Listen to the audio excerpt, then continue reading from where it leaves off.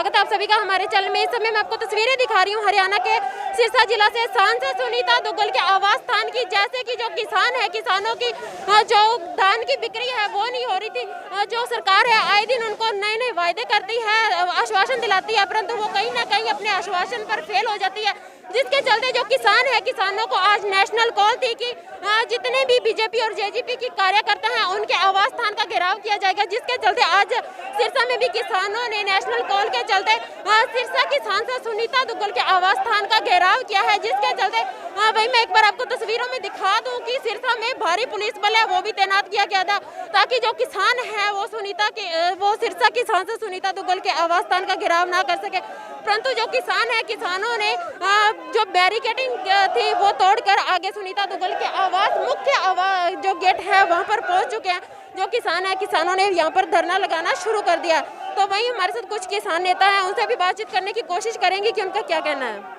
संयुक्त मोर्चे की कॉल के अकॉर्डिंग जिवें कि झोने की खरीददारी नहीं सी हो रही, सरकार लगातार हर मैटर दे विच जिवें छोटे बच्चे नूं आपां लॉलीपॉप दिंदे वो देण की कोशिश करदी है। किसान बड़ा सियाणा है, साडियां फसलां पहलां तां देखो हर साल जिवें समय मार की तरह गुलाबी सुंडी की गल करिए ਜਾਂ ਝੋਨੇ ਦੀਆਂ ਬਿਮਾਰੀਆਂ ਅਸੀਂ ਹੁਣ ਪੁੱਤਾਂ ਵਾਂਗੂ ਪਾਲ ਪੋਸ ਕੇ ਆਪਦੀ ਫਸਲ ਜਿਹੜੀ ਵੱਡੀ ਕੀਤੀ ਹੈ।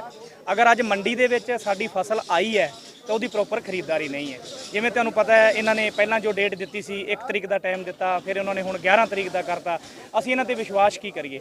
ਉਸ ਦੇ ਅਕੋਰਡਿੰਗ ਜਿਹੜੀ 9 ਮੈਂਬਰੀ ਕਮੇਟੀ ਦੀ ਸੰਯੁਕਤ ਮੋਰਚੇ ਦੀ ਸਾਡੀ ਮੀਟਿੰਗ ਹੋਈ ਸੀ, ਉਹਨਾਂ ਨੇ ਸਾਨੂੰ ਅੱਜ 2 ਅਕਤੂਬਰ ਨੂੰ ਆਪਦੇ ਸਾਡਾ ਜੋ ਵੀ ਡਿਸਟ੍ਰਿਕਟ ਹੈ ਉੱਥੇ ਕੋਈ MP ਹੈ ਜਾਂ ਕੋਈ MLA ਹੈ, बीजेपी जेजेपी ਜਾਂ ਇਹਨਾਂ ਦੇ ਘਟਕ ਦਲ ਜੋ ਵੀ ਹੈ ਉਹਨਾਂ ਦਾ ਘਰਾਵ ਕਰਨਾ ਸੀ। ਉਹਦੇ ਅਕੋਰਡਿੰਗ ਬਿਲਕੁਲ ਸ਼ਾਂਤੀਪੂਰਨ ਤਰੀਕੇ ਨਾਲ ਤੁਸੀਂ ਦੇਖਿਆ ਹੋਣਾ ਕਿਸਾਨ ਸਾਥੀ ਸਾਰੇ ਬੈਠੇ ਨੇ।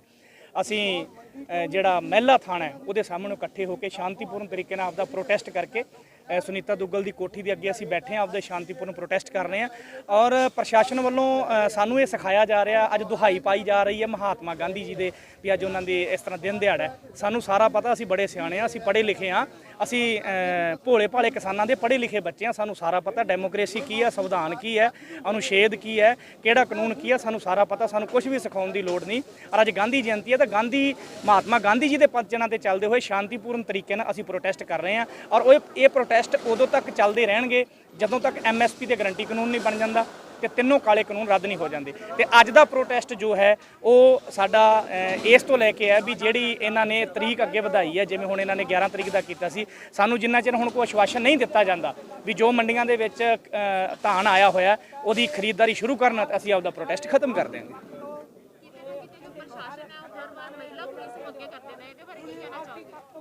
ਸਾਡੀਆਂ ਹੀ ਬੱਚੀਆਂ, ਸਾਡੀਆਂ ਭੈਣਾਂ ਨੇ, ਸਾਡੀਆਂ ਮਾਵਾਂ ਨੇ, ਬੁੱਝਦਿਲ ਹੋ ਚੁੱਕਿਆ ਪ੍ਰਸ਼ਾਸਨ। ਮੈਂ ਤਾਂ ਇਹ ਗੱਲ ਕਹੂੰਗਾ ਕਿਉਂਕਿ ਸਰਕਾਰ ਦੀ ਸ਼ਹਿ ਤੇ ਪ੍ਰਸ਼ਾਸਨ ਨਾ ਇੱਕ ਮਾੜੇ ਹੱਥ ਕੰਡੇ ਆਪਾਂ ਕਹਿ ਰਹੇ ਹਾਂ। ਸਾਨੂੰ ਇਸ ਤਰ੍ਹਾਂ ਐਵੇਂ ਲੱਗ ਰਿਹਾ ਜਿਵੇਂ ਸਾਡੇ ਬਜ਼ੁਰਗ ਦਾਦੇ ਸਾਡੇ 1947 ਦੀਆਂ ਗੱਲਾਂ, ਉਦੋਂ ਦੀਆਂ ਗੁਲਾਮੀ ਦੀਆਂ ਗੱਲਾਂ ਸਾਨੂੰ ਸਿਖਾਉਂਦੇ ਹੁੰਦੇ ਸੀ ਵੀ ਅੰਗਰੇਜ਼ ਇਸ ਤਰ੍ਹਾਂ ਕਰਦੇ ਹੁੰਦੇ ਸੀ। ਉਹ ਗੋਰੇ ਅੰਗਰੇਜ਼ ਸੀ, ਹੁਣ ਇਹ ਕਾਲੇ ਅੰਗਰੇਜ਼ ਸਾਡੇ ਆਏ ਹੋਏ ਆ। ਤਾਂ ਇਹ ਗੱਲਾਂ ਜਿਹੜੀਆਂ ਹੈਗੀਆਂ ਸਾਡੇ ਤੇ ਕੋਈ ਅਸਰ ਨਹੀਂ ਕਰਦੀਆਂ। ਕੀ ਕਰ ਲੈਣਗੇ? ਵੱਧ ਤੋਂ ਵੱਧ ਸਾਡੇ ਤੇ ਕੋਈ FIR ਦਰਜ ਕਰ ਦੇਣਗੇ, ਸਾਨੂੰ ਗ੍ਰਿਫਤਾਰ ਕਰਕੇ ਲੈ ਜਾਣਗੇ। ਸਾਥੀਓ, ਆ ਜਿਹੜੇ ਜਾਗਦੀ ਜ਼ਮੀਰ ਵਾਲੇ ਕਿਸਾਨ ਸਾਰੇ ਬੈਠੇ ਆ ਨਾ, ਇਹ ਸਾਰੇ ਕਫਨ ਸਿਰ ਤੇ ਬੰਨ੍ਹ ਕੇ ਬੈਠੇ ਆ। ਅਸੀਂ ਆਪਦੀਆਂ ਨਹੀਂ, ਸਭ ਲੋਕਾਂ ਦੀਆਂ ਫਸਲਾਂ ਤੇ ਨਸਲਾਂ ਬਚਾਉਣ ਵਾਸਤੇ ਆਏ ਹੋਏ ਆ ਔਰ ਬੱਚਿਆਂ ਦਾ ਭਵਿੱਖ ਸੁਰੱਖਿਅਤ ਕਰਨ ਵਾਸਤੇ ਆਏ ਹੋਏ ਆ। ਸਾਨੂੰ ਮਰਨਾ ਵੀ ਮਨਜ਼ੂਰ ਹੈ, ਗੋਲੀ ਖਾਣੀ ਵੀ ਮਨਜ਼ੂਰ ਹੈ। ਪਾਣੀ ਦੀਆਂ ਬਸ਼ਾਰਾਂ ਤੇ ਪ੍ਰਸ਼ਾਸਨ ਦੇ ਜਿਹੜੇ ਇਹ ਤੰਜ ਨੇ ਜਾਂ ਪ੍ਰਸ਼ਾਸਨ ਦੇ ਜਿਹੜੇ ਜ਼ੁਲਮ ਸਾਡੇ ਤੇ ਨੇ ਸਰਕਾਰ ਦੀ ਸ਼ਾਇਦ ਇਹ ਸਾਨੂੰ ਕੁਝ ਨਹੀਂ ਕਰ ਸਕਦਾ। ਅੱਜ ਸੰਯੁਕਤ ਕਿਸਾਨ ਮੋਰਚੇ ਕੰਨਿਓ ਸਰਦਾਰ ਗੁਰਨਾਮ ਸਿੰਘ ਝੜੂਨੀ ਸਾਹਿਬ ਦਾ ਬਹੁਤ ਦਿਨਾਂ ਤੋਂ ਅਲਟੀਮੇਟ ਦਿੱਤਾ ਸੀ ਉਹਨਾਂ ਨੇ ਇਸ ਚੀਜ਼ ਦੇ, ਜੋ ਕਿ ਹਰਿਆਣੇ ਦੀ ਦਖਸ਼ਤਾ ਕਰਦੇ ਆ ਪੂਰੇ ਨਾਲ ਹਰਿਆਣੇ ਦੇ ਸੰਗਠਨਾਂ ਨੂੰ ਨਾਲ ਲੈ ਕੇ। ਔਰ ਉਹਨੇ ਕੀਤੀ ਸੀ 25 ਨਵੰਬਰ, ਜੇ ਸਾਨੂੰ 25 ਨਵੰਬਰ ਦੀ ਟਾਰਗੇਟ ਦਿੱਤਾ ਸੀ, ਪਰ 25 ਨਵੰਬਰ ਜਿਹੜੀ 25 ਟੱਪ ਗਈ, ਉਹਦਾ ਟਾਰਗੇਟ ਦਿੱਤਾ ਸੀ ਤੇ ਪਰ ਉਹ 25 ਦੇ ਸਰਕਾਰ ਨੇ ਕੋਈ ਗੌਰ ਨਹੀਂ ਕੀਤਾ। ਉਸ ਤੋਂ ਬਾਅਦ ਉਹਨਾਂ ਨੇ ਸਰਕਾਰ ਨੇ 25 ਤੋਂ 1 ਤਰੀਕ ਕਰਤੀ ਸੀ, ਪਰ 1 ਤੋਂ ਬਾਅਦ ਕਰਕੇ ਇੱਕਦਮ ਉਹਨਾਂ ਨੇ ਉਹ 11 ਤਰੀਕ ਕਰਤੀ। ਤਾਂ ਕਿਤੇ ਨਾ ਕਿਤੇ ਸਰਕਾਰ ਆ ਜਿਹੜੀ ਉਹ ਕਿਸਾਨਾਂ ਨਾਲ ਮਜ਼ਾਕ ਬਣਾ ਰਹੀ ਹੈ ਔਰ ਕਿਸਾਨਾਂ ਨਾਲ ਖੇਡ ਰਹੀ ਹੈ। ਤਾਂ ਉਸ ਕਰਕੇ ਅੱਜ ਸੰਯੁਕਤ ਕਿਸਾਨ ਮੋਰਚੇ ਕੰਨਿਓ ਕੱਲ ਰਾਤ ਫੈਸਲਾ ਲਿੱਤਾ ਗਿਆ ਸੰਯੁਕਤ ਕਿਸਾਨ ਮੋਰਚੇ ਕੰਨਿਓ ਔਰ ਸੰਯੁਕਤ ਕਿਸਾਨ ਮੋਰਚੇ ਦੀ ਕਾਲ ਨੂੰ ਅਸੀਂ ਫੋਲੋ ਕਰਦੇ ਹੋਏ ਅੱਜ, ਔਰ ਜੋ ਕਿ ਪ੍ਰਸ਼ਾਸਨ ਗਾਂਧੀ ਜਯੰਤੀ ਨੂੰ ਕਿਤੇ ਨਾ ਕਿਤੇ ਉਹਦੀ ਉਦਾਹਰਨ ਦੇ ਰਹੇ ਨੇ। ਜੇ ਗਾਂਧੀ ਜਯੰਤੀ ਦੀ ਸਾਨੂੰ ਇੱਕ ਤਰ੍ਹਾਂ ਦੀ ਕੀਰਨੇ ਪਾ ਰਹੇ ਸੀ ਸਾਡੇ ਕੋਲੇ ਕਿ ਅੱਜ ਗਾਂਧੀ ਜਯੰਤੀ ਤੁਸੀਂ ਟਕਰਾਵ ਨਾ ਕਰੋ, ਪਰ ਅਸੀਂ ਉਹਨਾਂ ਨੂੰ ਆਖਿਆ ਸੀ ਵੀ ਅਸੀਂ ਸੁਨੀਤਾ ਦੁੱਗਲ ਦੀ ਕੋਠੀ ਦੇ ਗੇਟ ਮੂਹਰੇ ਬੈਠਣਾ ਤਾਂ ਬੈਠਣਾ। ਪਰ ਕਿਸਾਨਾਂ ਨੇ ਅੱਜ ਦੇਖੋ ਕੰਮ ਦਾ ਟਾਈਮ ਹੁੰਦੇ ਹੋਏ ਅਸੀਂ ਬਹੁਤਾ ਤਕੜੀ ਕਾਲ ਵੀ ਨਹੀਂ ਦਿੱਤੀ, ਤੁਹਾਨੂੰ ਦੱਸੀਏ ਸਿਰਫ ਨਾਰਮਲ ਕਾਲ ਪਾਈ ਸੀ, ਕਿਸੇ ਨੂੰ ਜ਼ੋਰ ਨਹੀਂ ਦਿੱਤਾ ਸੀ ਕਿਉਂਕਿ ਕੰਮ ਦਾ ਟਾਈਮ ਆ। ਆਹੀ ਮਹੀਨਾ ਜਿਹੜਾ ਦਾਣੇ ਇਕੱਠੇ ਕਰਨ ਦਾ ਟਾਈਮ ਆ, ਨਰਮੇ ਬਿਲਕੁਲ ਸਾਡੇ ਗੁਲਾਬੀ ਸੁੰਡੀ ਨਾਲ ਖਤਮ ਹੋ ਚੁੱਕੇ ਨੇ, ਕਿਉਂਕਿ ਨਰਮੇ ਦਾ ਜ਼ਿਆਦਾ ਖੇਤਰ ਆਪਣੇ ਕੋਲੇ, ਝੋਨੇ ਦਾ ਕਿਤੇ ਨਾ ਕਿਤੇ ਘੱਟ ਖੇਤਰ ਆ। ਪਰ ਸੰਯੁਕਤ ਕਿਸਾਨ ਮੋਰਚੇ ਦੀ ਨੂੰ ਫੋਲੋ ਕਰਦੇ ਹੋਏ ਜਿੰਨਾ ਚਿਰ ਸੰਯੁਕਤ ਕਿਸਾਨ ਮੋਰਚਾ ਸਾਨੂੰ ਅੱਗੋਂ ਬੇਨਤੀ ਨਹੀਂ ਕਰਦਾ, ਸਾਨੂੰ ਦੇਸ਼ ਨਹੀਂ ਦਿੰਦਾ, ਉਹਨਾਂ ਚਿਰ ਅਸੀਂ ਕੰਟੀਨਿਊ ਇੱਥੇ ਬੈਠੇ ਰਵਾਂਗੇ। ਦੇਖੋ ਪ੍ਰਸ਼ਾਸਨ ਦਾ ਕੰਮ ਹੈ ਸਰਕਾਰ ਨਾਲ ਚੱਲਣਾ, ਸਾਡਾ ਕੰਮ ਆਪਦੀ ਆਵਾਜ਼ ਨੂੰ ਬੁਲੰਦ ਕਰਨਾ, ਤਾਂ ਅਸੀਂ ਆਪਦੀ ਆਵਾਜ਼ ਨੂੰ ਬੁਲੰਦ ਕਰਕੇ ਰਵਾਂਗੇ।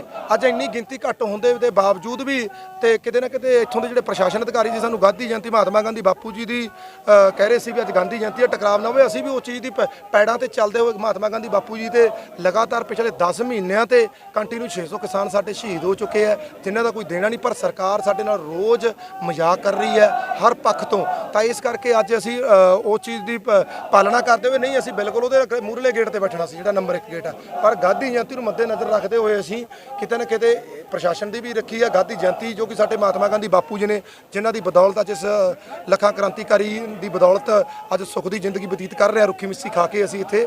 ਪਰ ਅੱਜ ਅਸੀਂ ਇਸੇ ਕਰਕੇ ਬੈਠੇ ਹਾਂ ਤਾਂ ਜੇ ਧਰਨਾ ਸਰਕਾਰ ਸ਼ਾਮ ਤੱਕ ਨਹੀਂ ਮੰਨਦੀ ਤਾਂ ਕੱਲ ਨੂੰ ਅਸੀਂ ਆਪਦੀਆਂ ਜਿਹੜੀਆਂ ਰਣਨੀਤੀ ਆ ਹੋਰ ਤੇਜ਼ ਕਰਾਂਗੇ, ਗਤੀਵਿਧੀਆਂ ਹੋਰ ਤੇਜ਼ ਕਰਾਂਗੇ, ਤੇ ਉਹਦੇ ਬਾਰ-ਮੂਹਰੇ ਵੀ ਬੈਠਣਾ ਕੋਈ ਸਾਡੇ ਲਈ ਵੱਡੀ ਗੱਲ नहीं, पहले बहुत बारी बह चुके हैं। कुल संयुक्त किसान मोर्चे के आह्वान पर आज सिरसा की सभी यूनियंस ने एसकेएम की कॉल को फॉलो करते हुए आज सिरसा की सांसद सुनीता दुग्गल, जिसने खुद इन 3 काले कानूनों पर हमारे डेथ वारंट्स के ऊपर सिग्नेचर किए, उनके घर का घेराव जिस प्रकार से पिछले कई दिनों से गुलाबी सुंडी की वजह से किसान लगातार धरना प्रदर्शन कर रहा है, अभी उसका तो कुछ हुआ ही नहीं था कि सरकार ने एक और तुगलियाना फरमान जारी कर दिया, जिसके अंदर किसानों की जो धान की फसल थी, जो लगातार 1 अक्टूबर से जिसकी परचेज शुरू होती थी, लेकिन देश के प्रधानमंत्री के अंदर हिटलर की आत्मा का प्रवेश है,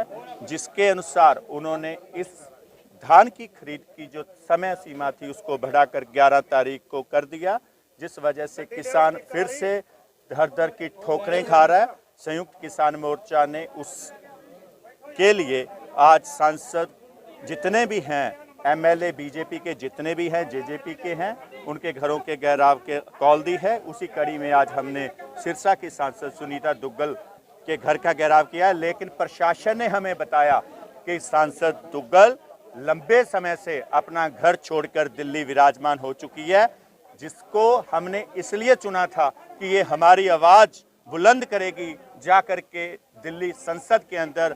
एक तरफ जहां हमारे डेथ वारंटों पर सिग्नेचर किए हैं, हमारी मांगों को ना सुनने के लिए आज दिल्ली में जाकर के उन्हीं पूंजीपति आकाओं की हाजिरी भरने का काम भी हमारी सांसद कर रही है। पुलिस प्रशासन को हमने बहुत बार ये कह दिया था कि हम बिल्कुल वायलेंस नहीं चाहते, और आज तो हमारे महात्मा गांधी जी की जयंती जो है, तो हम उनके पद चिन्हों पर चलते हुए विद्रोह प्रदर्शन करेंगे। It's our fundamental right, we are following our fundamental right, so हम बिल्कुल वायलेंस नहीं करेंगे।